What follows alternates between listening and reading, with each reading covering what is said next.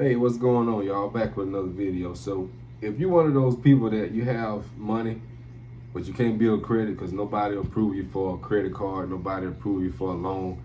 So, the pain point is, how can I build my credit if nobody approved me for nothing?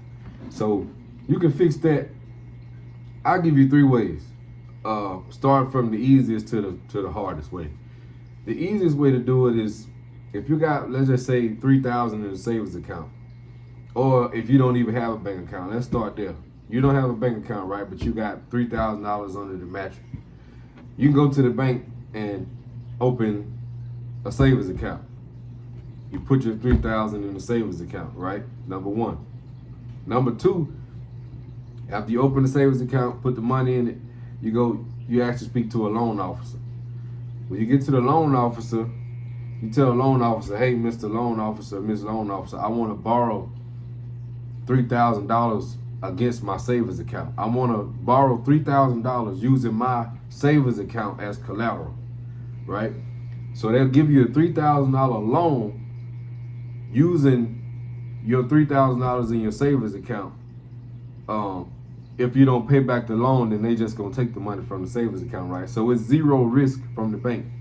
So the good thing about doing it this way is that you get a super low interest rate because it's basically there's no risk for the bank. If you don't pay them back, they're just gonna take the money from the savings account. But there's one catch to it.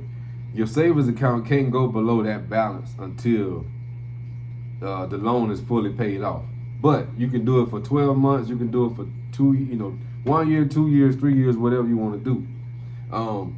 So by the time you pay that loan back, then you should have at least something to work with as far as credit.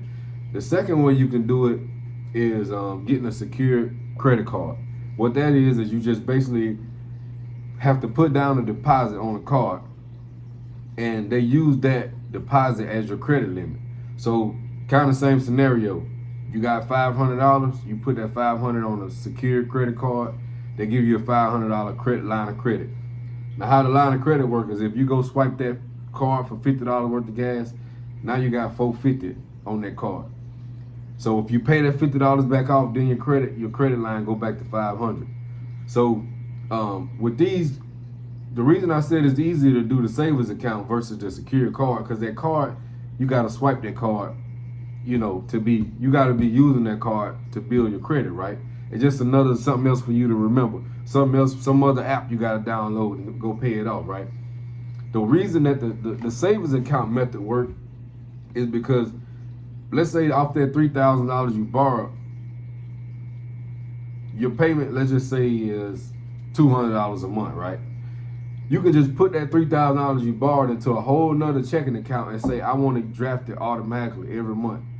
So you literally building your credit. You don't even gotta do nothing. Just borrow the money, put it in another account, and tell them you just want to draft it out every month. Now you're gonna have to pay some interest. I mean, the bank, they have to make money. So out of that $3,000, you may have to pay back $3,200, $3,300. So just put the extra $300 in there, let them draft it out. You'll never even have to worry about it again. A year later, you go back and check it. Your credit is good, but that's slow, right? That's not sexy, right? Ain't nothing sexy about that.